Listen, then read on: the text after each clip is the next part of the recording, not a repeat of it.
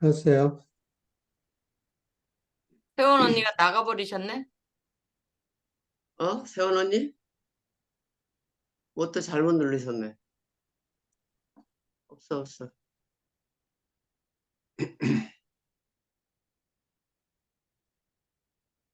예, 창세기 6장 8절에 있는 말씀 보겠습니다. 창세기 6장 8절.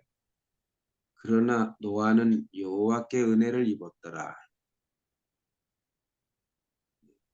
저는 이 말씀이 너무 좋아요. 은혜를 입었다는 말이 왜 그렇게 좋은지 모르겠어요. 은혜로 된 삶이 너무 만족하기 때문인 것 같아요. 그러나 노아는 여호와께 은혜를 입었다 이 말이니까 그러나가 예, 네피림이 아니라는 말입니다. 그 전에는 네피림에 대해서 쭉 얘기를 써놨어요. 네피림의 상태를 쭉 얘기를 해놨는데 노아는 네피림이 아니다 그런 얘기죠. 그 은혜를 입은 사람은 네피림이 될 수가 없어요. 네피림이 여러분 잘 알잖아요. 장부요, 용사요, 당대 유명한 자였더라. 근데 노아는 그렇게 될 수가 없는 사람이다 그런 얘기인 것 같아요. 그래서 저는 노아가 어떻게 은혜를 입었을까? 네피림이 아니라는 말인데 어떻게 노아를 얘기할 때 은혜를 입었다고 말을 하는가? 그래서 그 노아가 한 일을 보면은 방주를 짓잖아요. 방주를. 근데 그 방주를 지을 때 여호와 하나님이 뭐라 그러느냐면 노아야 나를 위하여 방주를 짓지 말고 너를 위하여 방주를 지어라 이렇게 말을 한단 말이에요. 너를 위해서 방주를 지으래요. 그러니까 은혜를 입은 사람은 이 말이 들리는 것 같아요. 이 말이. 이 구원의 방주라고 하는 건데 사실은 이 말을 하는 그 여호와의 마음속에는 어떤 그림이 그려져 있느냐 하면은 하나님은 항상 그 창세기 1장 26절에서 28절 이 말씀이 하나님 안에는 있어요. 항상. 우리 형상을 따라 우리 모양대로 사람을 만들고 남자 여자로 지으시고 그들에게 복을 주고 생육하고 번성하여 땅에 충만하라. 땅을 지배하고 정복하고 다스리라. 사람을 지은 목적이잖아요. 하나님은 절대적으로 사람이 필요하니까 항상 이 목표가 목적이 이 마음이 항상 하나님 안에 있어요. 그런데 아담이 결국은 선악과를 먹고 가인과 아벨을 낳았잖아요. 그때 살인이 일어났어요. 그런데 하나님은 그때도 아마 이 마음이 늘 상기했을 거예요. 자기 안에 늘 그것이 있었을 거예요. 내 형상과 모양인 사람. 이 사람을 아마 원하고 있었을 거예요. 그러니까 아벨이 죽으니까 아벨 대신에 셋을 주셨다고 했고, 그죠? 그렇게 해서 다시 창세기 5장이 시작이 돼요. 창세기 5장에 그런 말씀을 먼저 시작을 합니다. 뭐라고 얘기하느냐면 아담 자손의 계보가 이러하니라.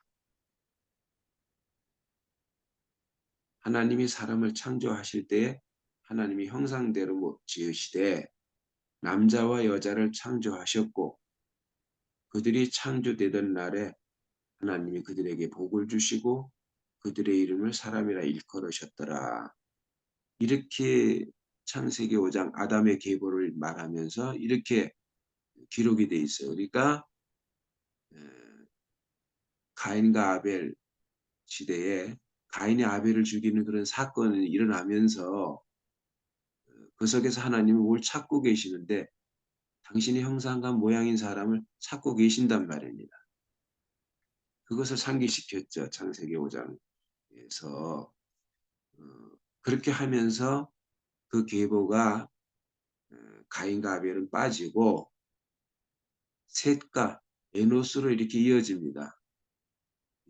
아담, 셋, 에노스 이렇게 하면서 마지막 10대까지 이제 노아가 나오는데요. 창세기 5장에 하나님은 이제 이 당신의 형상과 모양인 이 사람, 예, 이 사람을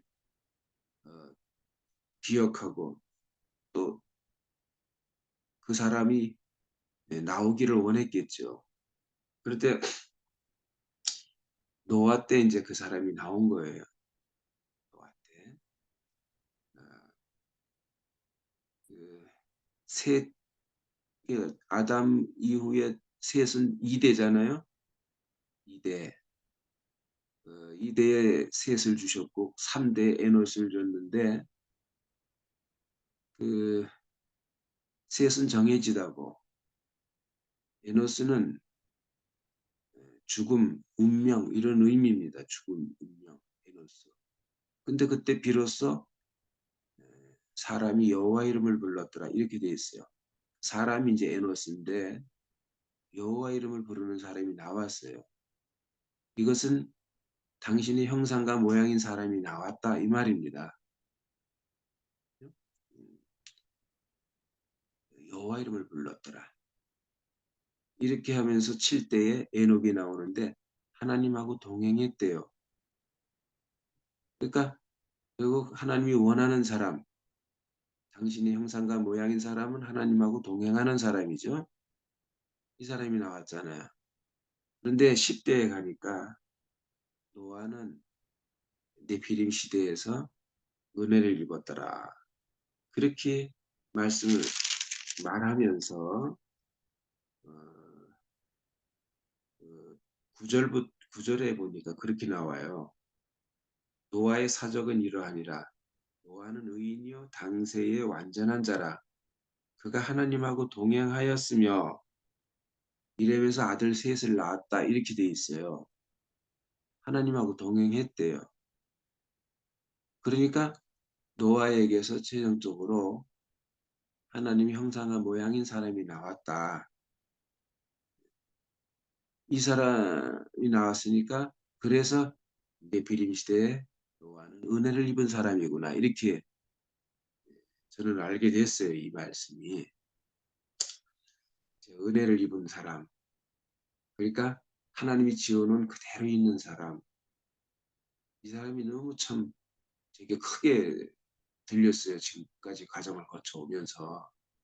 제가 병원에 있을 때 제일 제 인생에서 깊이 각인된 게 뭐냐면 숨이었어요. 숨. 창세기 2장 7절에 하나님이 그 사람을 빚으시고 그 코에 생기를 불어넣어 산혼이 되게 했다. 이런데 여기 숨을 불어넣었잖아요. 하나님이 하신 일은 정말 숨을 불어넣은 거죠. 처음으로. 그래서 나는 그때 그 병원에 중환자실에 있을 때, 이 하나님이 숨을 주신 게 너무 감사하더라고. 왜? 나는 그 숨이 있었기 때문에 주님을 찬양할 수 있었기 때문에 그때 내가 알아진 것은 우리 자매하고 의사 선생님이 침대 발 밑에서 이렇게 거기서 나누는 대화를 제가 잠이 깨면서 들었거든요.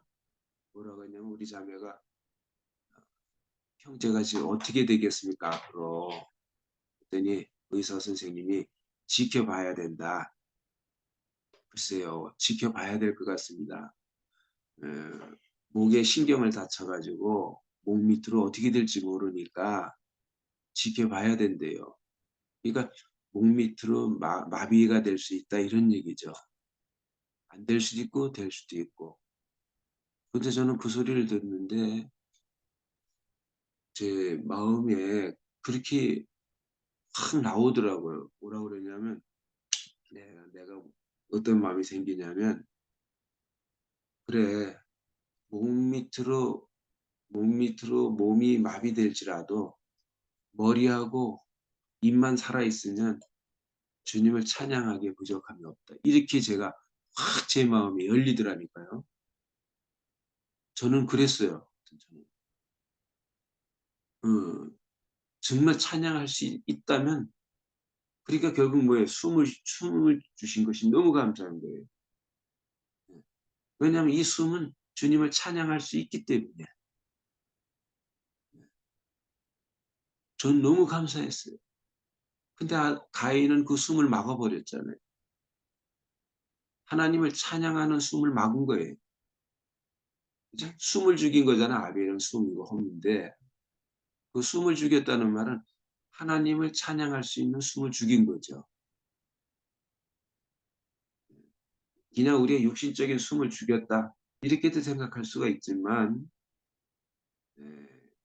저는 그렇게 알아지질 않고 하나님을 찬양하는 경배하는 하나님을 높이는 숨을 죽였구나 이렇게 알아졌어요.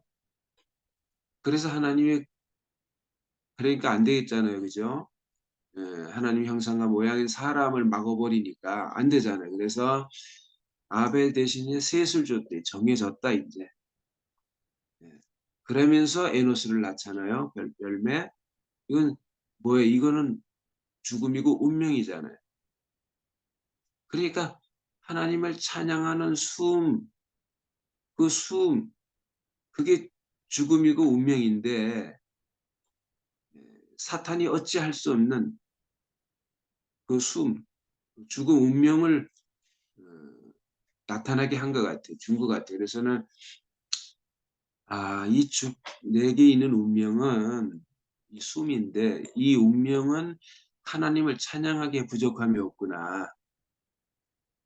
그러니까 우리 운명은 우리가 생각하는 그런 운명이 아닌 것 같아요. 이 말씀은. 하나님의 이름을 그러니까 여호와의 이름을 부르는 다시 말하면 여호와를 경배하고 찬양하고 세우는 그런 운명을 주신 것 같아요. 나는 지금까지 그런 운명으로 살지 않았던 것 같아. 다치기 전까지는. 근데 이상하게 내 육신은 망가졌는데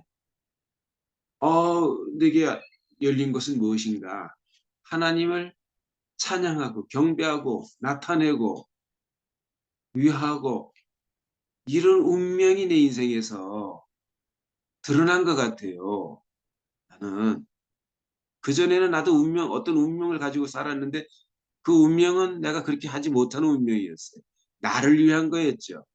근데 이상하게 바꿔져가지고 이제는 나를 위하는 운명이 온데간데 없고 하나님을 위하는 정말 하나님을 세우는 하나님 되게 하는 운명을 내가 받았구나. 바꿔줬구나 이렇게 알아졌어요. 예. 그러니까 그 아담 보고 땅은 너로 인해 저주받을 것이요 이런데 그게 막 축복으로 보이는 거야. 땅은 너로 인해 저주받을 것이요. 나는 사실 온몸이 망가지고 내 모든 자랑이 다 한 것은 나로서는 어쩌면 망한 거라 할 수 있어요. 나는 정말 그 말씀을 들어오면서 교회 생활하면서 하나님, 네?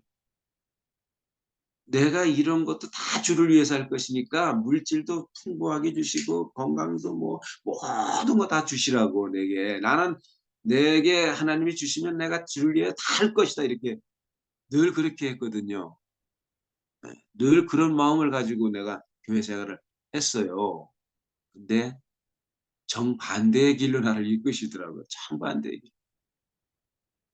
해대도 너무한다 하는 것 같이 내가 생각하는 그런 길이 아니고 전혀 다른 길로 어쩌면 망하는 길로 안 되는 길로 그렇게 이상하게 그 막히는 길로 나를 이끄시더라니까요.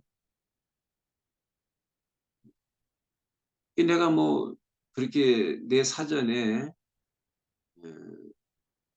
15층 지붕 위에서 떨어져 가지고 죽음을 앞에 놓는 그런 상황에 도래하는 그런 사건이 내 인생에 배열돼 있으라고 생각을 못 했죠. 응? 정말 내가 그렇게 살고 싶어 산 게 아니거든요. 난 최선을 다해서 열심히 살았는데 주를 위해서, 가족을 위해서 정말 열심히 했는데 그런 문제가 발생했어요. 그러니까 이건 어, 내가 원하는 그림이 아닙니다. 그런데 이상하게 어, 원치 않는 길로 나를 자꾸 이끌었어요. 정말 망하는 거예요. 안 되고 밀리고 망하고 내 인생에서 그것만 남았더라고요. 그런데 그 거기서 완전히 내 인생에서 역전이 됐어요. 모든 그런 상황들이 전부 축복으로 해석이 되고 이렇게 하는 그런 사람으로 나를 바꿔놓은 것 같아요. 아주 반전이 됐다니까요. 그래서 나는 저주가 축복이구나. 망하는 게 축복이구나. 안 되는 게 축복이구나. 밀리는 게 축복이구나. 시시해지는 게 축복이구나. 이렇게 제 인생에서 알아졌거든요. 네. 그러니까 이 성경을 보면 다 축복이야. 축복 아닌 게 없어.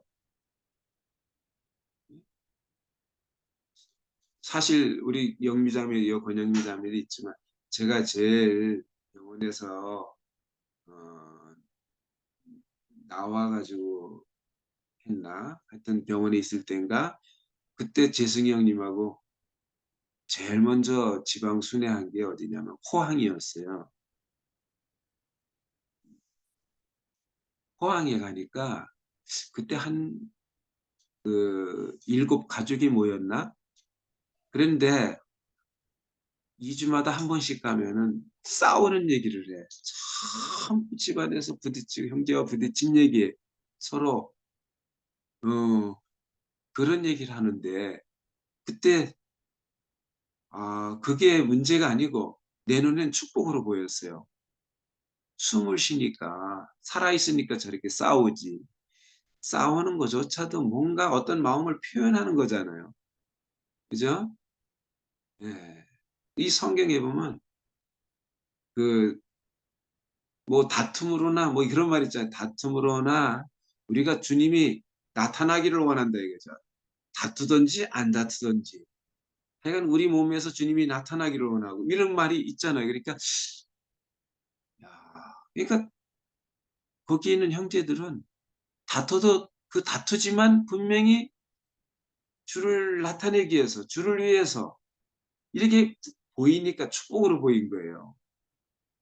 살아있으니까 우리가 싸우지. 싸운다는 건 내가 살아있음을 증명하는 거다. 그 형제들은 다 하나님을 향해서 살아있는 형제들이잖아요. 그러니까 다 축복으로 보여서 제 눈에는. 그래서 그때 이제 그런 그 땅이 너로 인해 저주받을 이게 얼마나 내게 축복으로 들리던지 내가 저주받았으니까 그러니까 내가 하나님께로 돌아갈 수가 있지 않냐. 하나님을 나타낼 수가 있지 않냐. 이렇게 정말 극단적으로 내 인생이 해석이 됐어요. 그리고 가인과 아벨을 왜 뒀을까 했는데 가인과 아벨이란 이 사건이 일어났으니까 하나님이 셋을 주시지. 그렇잖아요. 그 살인 사건이 이게 저주잖아요. 어떻게 보면. 근데 내 눈엔 축복으로 보이는 거라. 축복으로. 우리도 살아보면 있잖아요. 하나님이 내게 주신 것은 그 어떤 상황에서 주시는데 이상하게 긍정적인 상황에서 안 주시더라고요. 정말 부정적인 상황에서 주시는 거야. 나도 우리 자매하고 막 엄청 싸웠거든요. 어. 그래가지고 이제 극단적인 상황까지 갔어요. 싸우고 나서 너하고 나하고 당신 이별하자, 이혼하자 이렇게 했거든요. 근데 그런 상황 속에서 하나님이 내 인생을 통해서 반전이 일어났거든요. 반전이. 내게 그때 당시에 내게 사람을 보여줬어요. 나는 사람이 아니라는 것. 하나님이 보여준 것은 너는 사람이 아니다.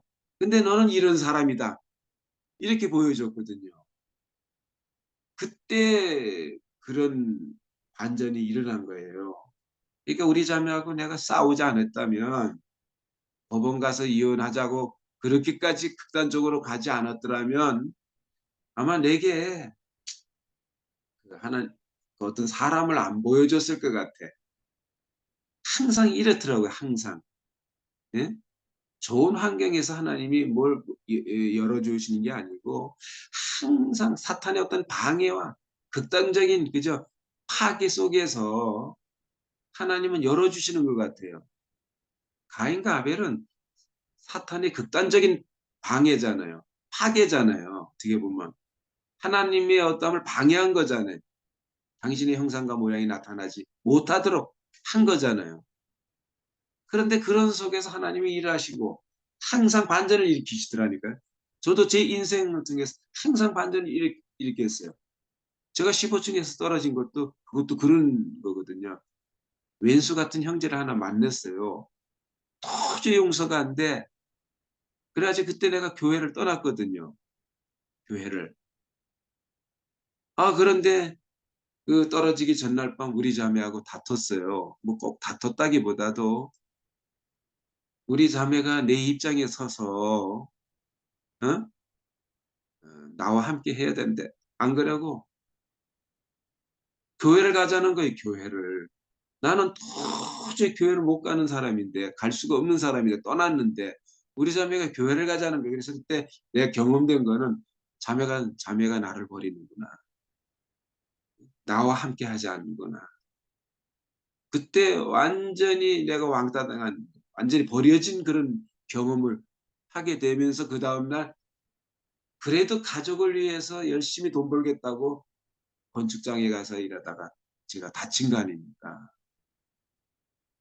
그래도 가족을 위해서 내가 돈을 벌어서 열심히 살겠다고 그렇게 해서 다쳤는데 이게 반전이잖아요.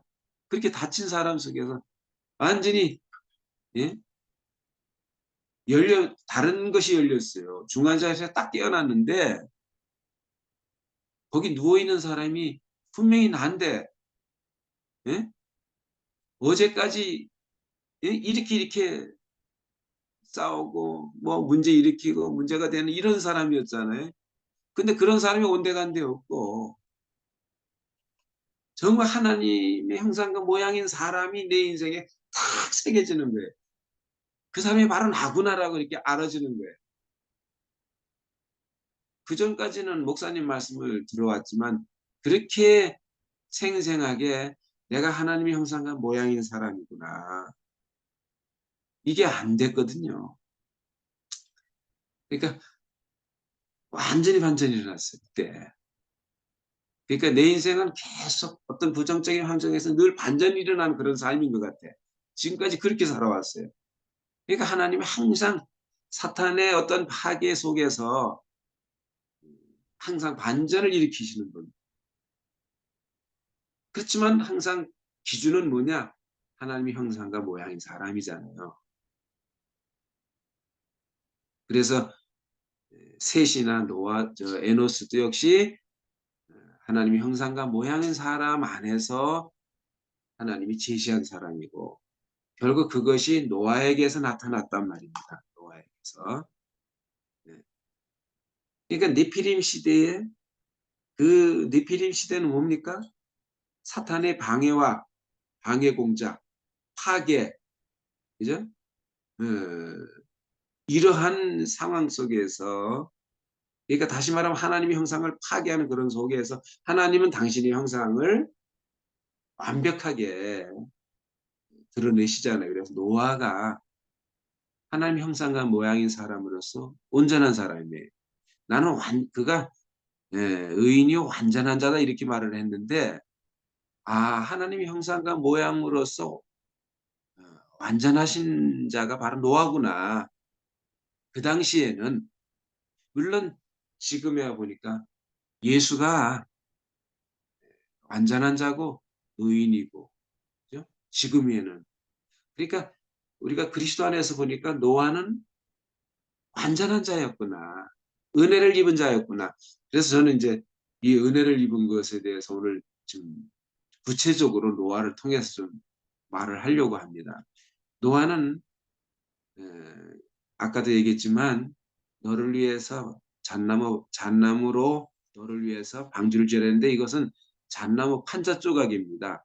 잣나무 판자 조각으로 너를 위해서 방주를 지어라. 그러니까 노아는 판자 조각이란 말이죠. 예? 판자 조각. 이게 판자 조각 된 것이 은혜 입은 거예요. 그러면 네피림은 뭐냐? 통나무잖아요. 통나무. 통나무는 은혜 입은 게 아니고 판자 조각이 된 게 은혜 입은 거래요. 저는 이것이 굉장히 제 인생에서 깊이 각인됐어요. 예? 판자 조각이 뭡니까? 제제목이잖아요. 제제목. 흐물흐물하고 불필요한 것이 다 잘려나고 깎여나가고 있잖아요. 남을 것만 남은 게 판자 조각이잖아요. 어떻게 판자 조각이 되냐? 그 목적이 있잖아요. 거기에 통나무는 목적이 없지만 판자 조각 안에는 목적이 있단 말이에요. 예. 하나님의 형상과 모양인 사람, 그걸 목표로 판자 조각이 된 거거든요. 그러니까 하나님의 형상과 모양인 사람만 남았다 이 말이에요. 판자 조각이. 그래서 방주가 지었는데 이 방주는 바로 우리 형상을 따라 우리 모양대로 사람을 만들고 한 것을 구체적으로 형상화한 겁니다. 이 예? 이 방주가 판자 조각으로 지은 거예요. 그러니까 우리가 판자 조각이 되면 방주가 나오는 거잖아요. 예? 예. 우리가 점점 주님의 손에 다루심을 받아가지고 판자 조각 돼 보세요. 우리 인생에서 방주로 완성된단 말입니다. 이 방주는 오늘날 물론 교회지요. 구약으로 말하면 또 성막이라고 할 수 있어요. 성막. 하나님이 거처하는 곳이고, 그죠? 거기서 또 우리가 하나님하고 함께 사는 곳이고, 만나는 곳이고, 예. 이게 이제 방주란 말입니다. 그래서 이제 방주를 이제 만들게 되는데 판자 조각이 돼서, 아, 이게 이제 아까도 내가 성막 얘기했는데, 성막은 그 재료가 뭐냐면 판자 조각하고 판자죠, 그죠? 제제목, 조각목이니까 그와 금입니다. 조각목과 금이 구체적인 재료라고 할 수가 있어요. 성막을 세우는데 가장 기초가 되는 것은 조각목하고 금이잖아요. 이 조각목도 마찬가지로 판자 조각과 같은 의미입니다. 흠으로 빠져나갈 거 다 빠져나가, 뺄 거 다 빼고 남을 것만 남은 나무. 이게 조각목이잖아요. 이것이 건축의 재료가 되는 거잖아요. 그러니까 방주도 역시 판자 조각이 재료가 되는 거예요. 그래서 조각으로 지어지는데 그 지을 때 이제 어떻게 짓는가 하는 것은 이제 창세기 6장에 이렇게 나옵니다. 그 방주를 지을 때 규격을 얘기합니다. 규격, 제도. 제도는 뭐냐면 장이 300규빗, 광이 50규빗, 고가 30규빗 이렇게 얘기를 하거든요. 장광고 이렇게 하는데 길이, 넓이, 높이 이거잖아요, 이 말이. 근데 장이 300규빗이고 광이 50규빗이고 고가 30규빗이란 말입니다. 고가 30규빗. 그런데 이것하고 원리가 같은 게 뭐냐면 법궤입니다. 법궤. 그 법궤도 역시 길이와 어, 넓이와 높이 이거를 얘기할 때 거기는 이제 작게 그려져 있는데 길이가 2.5규빗, 높이가 1.5규빗, 넓이가 1.5규빗. 그렇잖아요.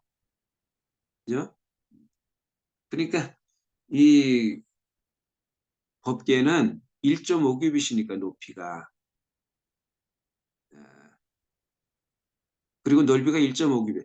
그러니까 이건 뭐 1.5규빗을 기다리고 있다 이 말입니다. 네? 이 반쪽인데 3규빗의 반이니까 절반이니까 3이라는 것은 하나님의 숫자잖아요. 이 절반이니까 하나님을 채워줄 절반을 기다린다 이 말이야. 하나님을 완성해줄 절반. 그러니까 그건 우리 형상을 따라 우리 모양 사람이라는 만들어진 사람이죠. 그러니까 하나님을 완성해줄 사람을 기다린다 이 말이야. 채워줄 절반. 근데 여기서는 높이가 고가 30규빗이라고 그랬잖아요. 그러니까 법궤보다는 절반이 채워진 거죠. 이건 뭐냐? 하나님의 수준에 맞다 이 말이에요. 수준과 맞아요.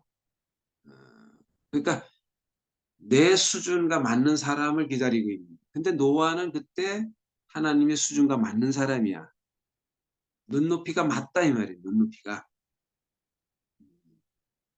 그러니까 우리가 빠져나갈 거 다 빠져나가고 남을 것만 남은 사람. 우리가 그런 사람으로 점점 과정을 거쳐서 성숙해 가는 건데요. 우리가 그런 사람이 되면 우리는 어떻게 되는가? 하나님의 수준에 맞는 사람으로 이르러가는 거예요. 점점 그렇게 가. 예? 지금까지는 미달돼서 수준이 안 맞지만 그러나 그분의 손에 의해 다루심을 받으면 우리는 수준에 맞는 사람으로 회복이 된단 말이에요. 나는 구석구석 그렇게 얘기하고 뭐 구원도 얘기하고 그러는데 그건 다 하나님의 수준에 맞는 사람으로 우리가 회복되는 게 아닌가 그렇게 생각을 해요. 그래서 여기에 그 노아는 그러니까 하나님의 수준에 맞는 사람이다. 그 수준에 맞는 그 사람으로 이렇게 지금 그려져 있는 거죠, 이게. 그리고 뭐 다른 거 쭉 얘기했는데 여기에서 참 저는 하고 싶은 얘기가 뭐냐면 그 안에 구조를 만드는데 상중하로 이렇게 만들어져 있어요. 근데 그 상중하가 전부 10규빗, 10규빗, 10규빗 이렇게 돼 있거든요. 내 생각 같으면 아래층에는 20규빗 하고 중간층에는 뭐 10규빗 하고 뭐 위에 층에 뭐 몇 규빗 하고 이런 식으로 좀 바꿀 것 같은데 그렇게 할 것 같아 그러지 않냐고 똑같아요. 상중하가 10규빗. 이것은 뭘 의미하느냐? 하나님의 수준에 맞는 사람은 지정일과 통일되어 있는 사람이다. 영과 혼과 육이 통일되어 있는 사람이다. 근데 아담은 선악과를 먹고 어떻게 됐는가? 지정의가 틀어진 사람이에요. 지성과 감정과 이 의지가 통일이 안 돼 있어. 불균등해. 그러니까 문제를 일으킨다 이 말은 통일되지 않았다는 말이잖아요. 그죠? 하나님이 지어놓은 사람은 통일된 사람이야. 지정의가 그대로 식규비 통일되어 있는 사람이란 말이에요. 그런데 아담은 그것을 파괴시켰단 말이죠. 선악과를 먹고 지정의를. 그래서 어떨 때는 이성이 더 세진 사람이 세어지게 할 때가 있고 감정이 더 그냥 예? 강하게 할 때가 있고 또 어떨 때는 막 의지가 발동해서 모든 것을 이렇게 막을 수가 있고 이렇잖아요. 우리가 살아보면 그렇잖아요. 어떨 때는 막 승질이 나가지고 뭐 감정이 폭발할 때도 있고 어떨 때 또 이성이 폭발해가지고 잘 안 될 때가 있고 막 그렇잖아요. 이게 통일이 안 돼 있는 거예요. 그래서 그래서 문제를 일으키는 거구나.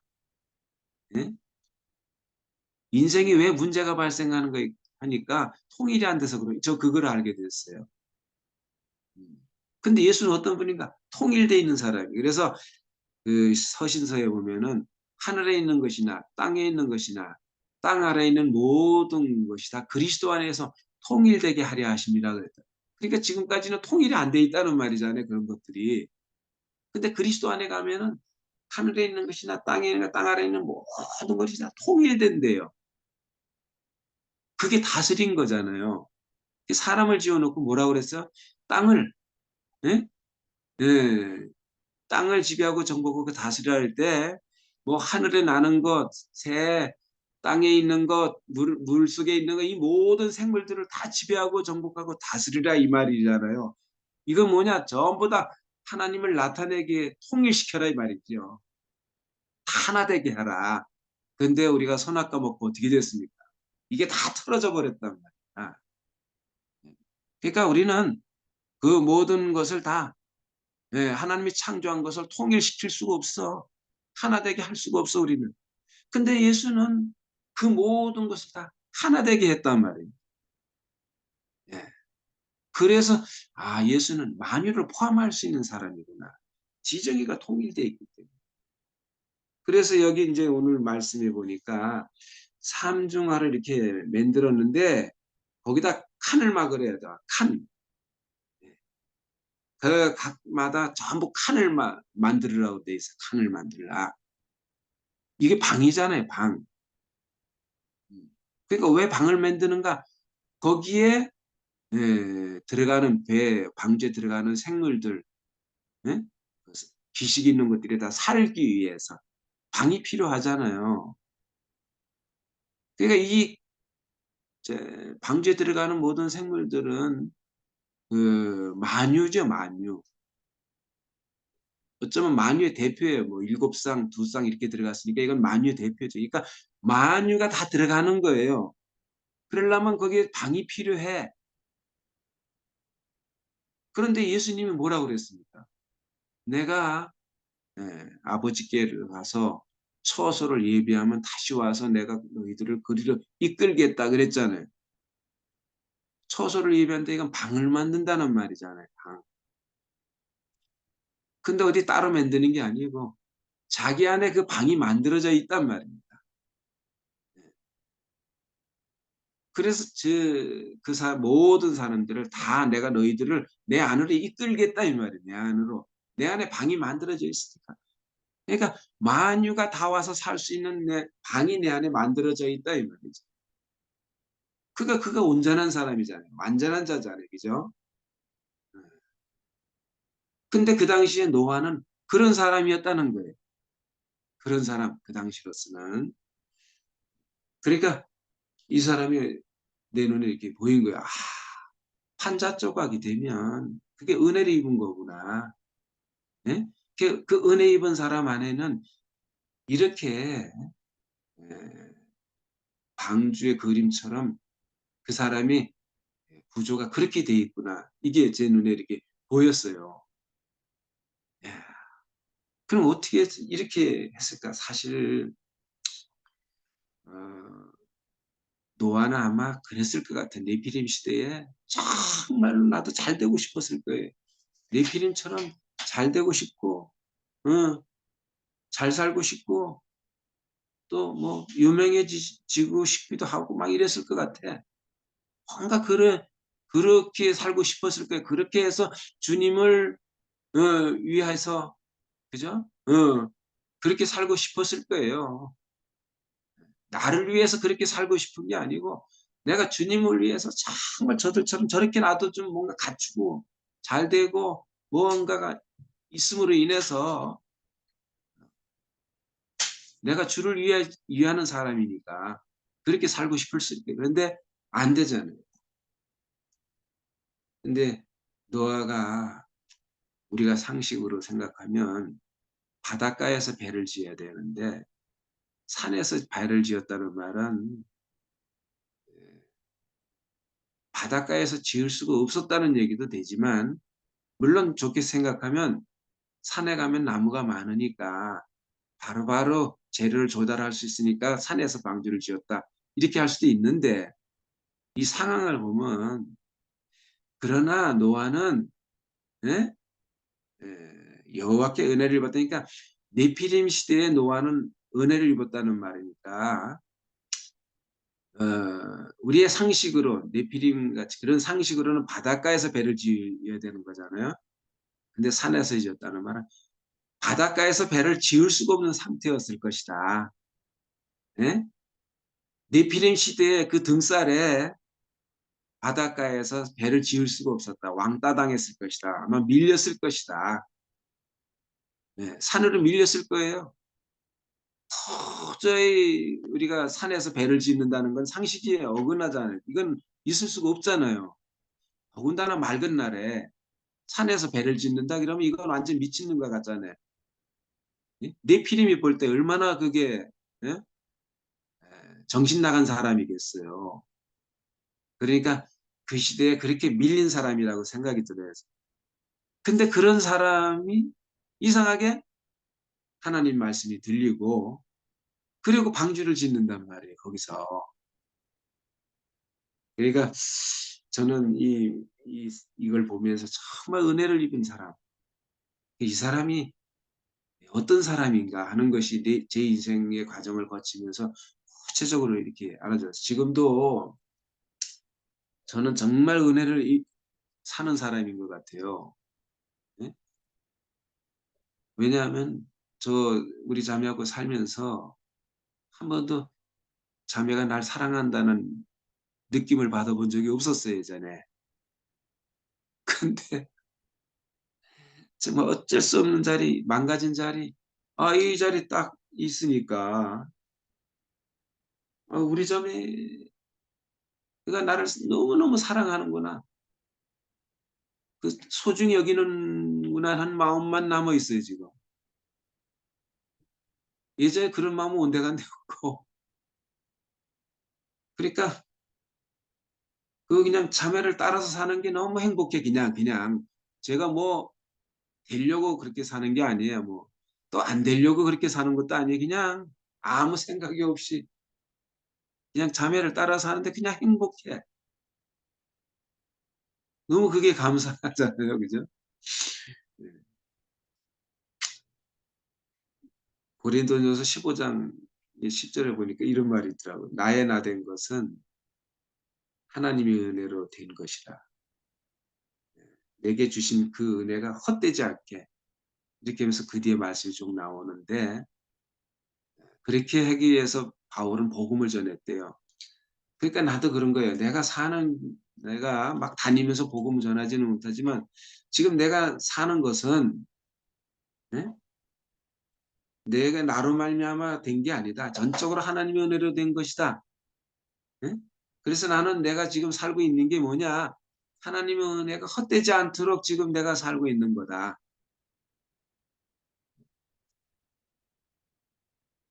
내 뜻이 없고, 내 목적이 없고, 내 필요가 없고, 힘이 다 빠지고. 그래서 이끄는 대로 그냥 살 수밖에 없어. 그게 망하는 길로 간다 해도 나는 어쩔 수가 없어. 이제 설사 나를 지옥으로 이끈다 해도 내가 어쩔 수가 없어. 그냥 내가 나 된 것은 주님의 은혜로 된 것만 내가 그냥 그 자리에 있을 뿐이다 이거예요. 내 현실은 점점 지옥이 된다 할지라도 나의 내 자리는 뭐냐? 나의 나 된 것은 하나님의 은혜로 된 것이다. 이것만 나타나는 자리가 내 자리다. 이 자리가 뭐 어떤 좋은 환경이 온다고 이 자리가 보존되는 게 아니구나. 더 열악하고 안 되고 밀리고 그런 자리에서 이게 이 자리가 더 분명해지고 이게 안 지워지고 이 자리만 빛이 나고 그게 인생의 자리구나. 이게 제 인생에서 이렇게 남았어요. 하여튼 너무 감사가 되고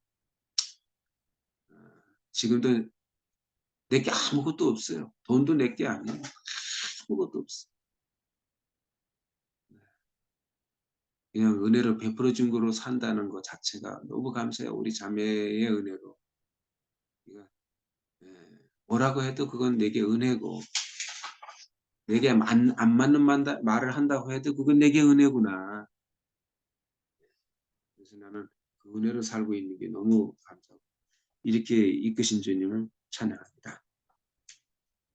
네. 아멘. 아멘.